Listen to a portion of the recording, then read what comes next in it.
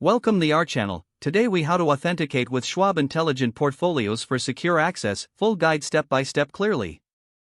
To authenticate with Schwab Intelligent Portfolios for secure access, begin by visiting the Schwab website.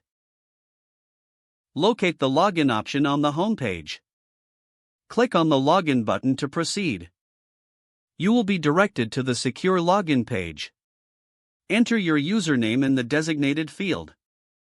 Next, input your password carefully. Ensure that both the username and password are accurate. If you have forgotten your password, click on the Forgot Password link. Follow the prompts to reset your password. After entering your credentials, look for the Login button. Click the Login button to access your account. Upon successful login, you may encounter a two-factor authentication prompt.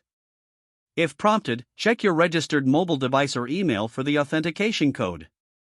Enter the code in the field provided. Once entered, submit the code to verify your identity. Upon successful authentication, you will gain access to Schwab Intelligent Portfolios. If you experience any issues during this process, consider clearing your browser cache. Alternatively, try a different browser or device.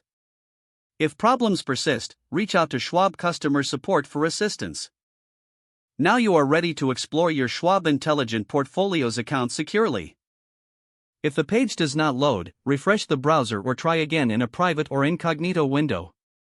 Make sure you are using the correct email address, then retype it carefully to avoid small typos. If your password is not accepted, use the reset option and create a new strong password you can remember.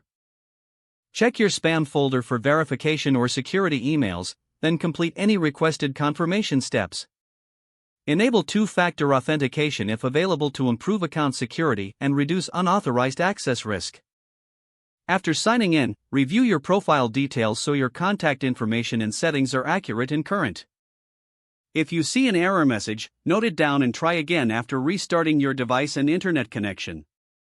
Log out when you finish, especially on shared devices, to keep your account and payment information secure.